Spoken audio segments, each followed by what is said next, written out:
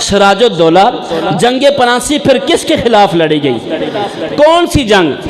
اگر آپ ویسٹ بنگال کے اندر تشریف لے جائیں، ویسٹ بنگال کے اندر وہاں پر ایک علاقہ ہے جس کا نام ہے مرشد آباد۔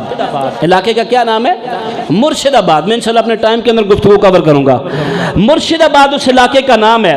وہاں پر ایک بڑا محل بنا ہوا ہے۔ اب اس محل کے اوپر ایک چیز لکھی ہوئی ہے کہ نمک حرام دیوڑی۔ دیوڑی کہتے ہیں دہلیز کو، دروازے میں جو دہلیز ہوتی ہے اس کو دیوڑی کہتے ہیں۔ اب یہاں پر وہ بندہ رہتا تھا جس کا نام تھا میر جعفر۔ کیا نام تھا؟ میر جعفر اس بندے کا نام تھا۔ یہ جرنیل تھا۔ اب میر جعفر جو تھا یہ سراج الدولہ کا جرنیل تھا، سراج الدولہ کا۔ اب یہ مسلمانوں کا حکمران تھے سراج الدولہ رحمۃ اللہ تعالیٰ علیہ۔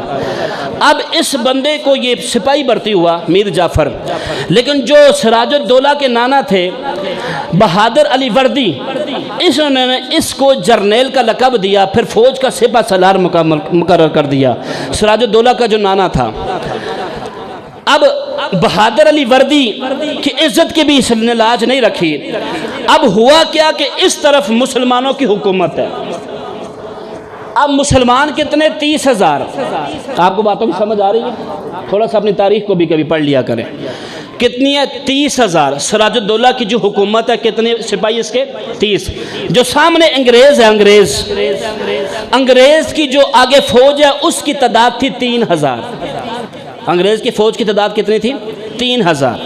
یہ آپ کو 14 اگست کے سارے بیان ہیں انشاءاللہ، یہ آپ بڑا کچھ سیکھ جائیں گے اس سے۔ 30,000 سراج الدولہ کی ہے اور 3,000 انگریز کی ہے، اور اس کے اندر بھی 2100 ہندو تھے۔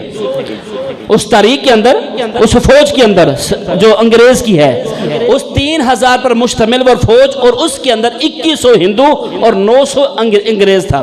اب انگریز جب آیا، اب نا سراج الدولہ کو پتا چلا کہ میر جعفر غدار ہے۔ میر جعفر، اب اس نے اس کو کمرے میں بلایا اور کمرے میں بلا کر کہا کہ میر جعفر یہ میری دستار ہے، میں تیرے قدموں میں رکھتا ہوں۔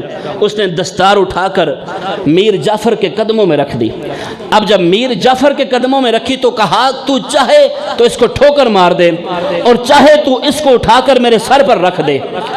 میر جعفر نے کہا بات یہاں پر ختم نہیں ہوئی۔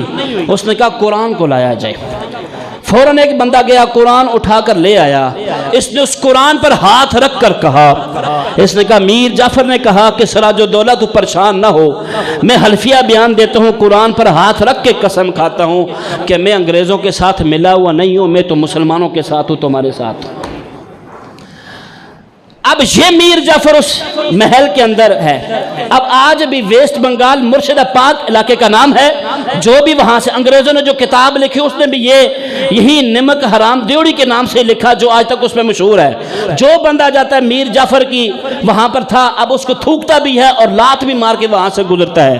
اب ہوا کیا، جب 30,000 کا سامنا 3,000 کے ساتھ ہوا، جب 3,000 جب قلم اٹھی تو خون کے آنسو پھر وہ لکھنے پہ مجبور ہو گئے کہ 3,000 نے 30,000 کو شکست سے فاش کر دیا۔ ہوا کیا تھا کہ 250 سال پہلے ہی یہ اللہ پاک نے مسلمانوں کو آزادی فرما دینی تھی، لیکن ایک غدار کی وجہ سے مسلمانوں کو اتنا نقصان اٹھانا پڑا کہ آج تک بھی وہ مکمل نہیں ہوا۔ اب میر جعفر نے جب غداری کی انگریزوں کے ساتھ ملا تو سراج الدولہ کے 30,000 فوجیوں کو شکست ہوئی۔ سراج الدولہ نے منہ چھپا کر ایک درویش کی جگہ پر ایک درویش کے گھر میں پناہ لی اپنی جوان بیوی اور بیٹی کے ساتھ۔